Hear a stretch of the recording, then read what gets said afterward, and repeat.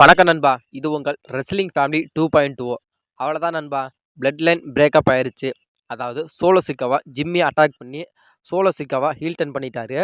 அதாவது பால் Hemen first of all பால் ஹேமன் வந்து ரிங்குக்கு வரார். ரிங்குக்கு வந்து ரெசல்மனியா 40ல ரோமன் ரெயின்ஸ் அவரோட சாம்பியனை தோத்துட்டாரு அப்படின்னு சொல்லிக்கிட்டு இருக்காரு.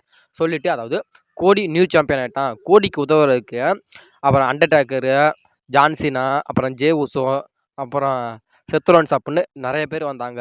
ஆனால் எங்களுக்கு யாரும் இல்லை அப்படின்னு சொல்கிறாரு. அதாவது அதை பற்றி தோற்றதை பற்றி நாங்கள் வருத்தப்படல அப்படின்னு சொல்லிக்கிட்டு இருக்காரு. அதாவது எல்லாமே நடந்துருச்சு அப்படின்னு சொல்லிக்கிட்டு இருக்காரு. சொல்லிட்டு இனிமேல் ட்ரைபிள் சீப் கதை முடியல, இனிமே தான் வரப்போகிறாரு அப்படின்னு சொல்கிறப்ப உடனே சோலசிக்கா வந்து அந்த மைக்கை வந்து பாலிகமன் பேசியிருக்க மைக்கை வந்து பிடுங்கிறார். பிடுங்கிட்டு இனிமே அவ்வளோதான் கதை மாறப்போகுது அப்படின்னு சோலசிக்காவாக சொல்கிறாரு.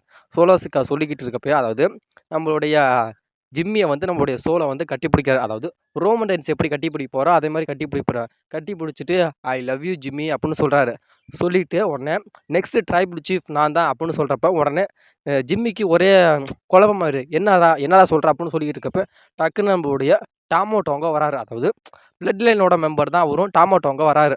டாமோ டோங்கோ வந்து நம்மளுடைய ஜிம்மி அட்டாக் பண்ணிடுறாரு. அட்டாக் பண்ணோடனே நம்மளுடைய சோலோவும் அட்டாக் பண்ணுறாரு. டாமோ டோங்கோவும் சோலோ சிக்காவும் சேர்ந்து நம்மளுடைய ஜிம்மியை அட்டாக் பண்ணிட்டாங்க.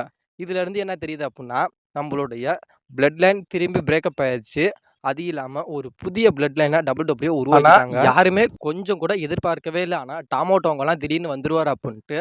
இதை தொடர்ந்து டாமோ டோங்கோ தொடர்ந்து இது இல்லாமல் ஜாக்கப் பாட்டும் டபிள்யூக்கு அதாவது பிளட் லைனில் வந்து ரியூனியன் ஆகிறதுக்கு அதிகமாக வாய்ப்பு இருக்குது. அதாவது இப்போ நம்மளுடைய பால் ஹேமன் வேறு யாரு கூடயும் இல்லை. திரும்பி நம்மளுடைய சோலோ சிக்காவே நம்மளுடைய பால் ஹேமனை அவர் கூடயே தான் வச்சுருக்காரு. ஒரு புதிய ஸ்டேப்பில் நம்மளுடைய சோலோ உருவாக்கிட்டார். இனிமேல் சோலோ தான் ட்ரைபிள் சீஃப் அப்படின்னு சொல்லியிருக்காரு.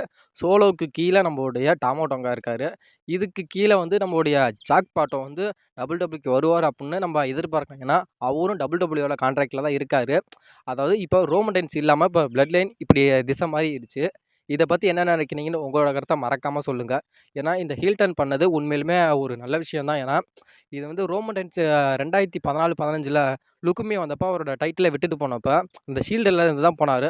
அப்போ எப்படி ஷீல்ட்லேருந்து பிரேக்கப் பண்ணாங்களோ அதே மாதிரி அதே மூவ்மெண்ட் தான் இப்போ நம்மளுடைய டபிள்யூ பண்ணியிருக்காங்க.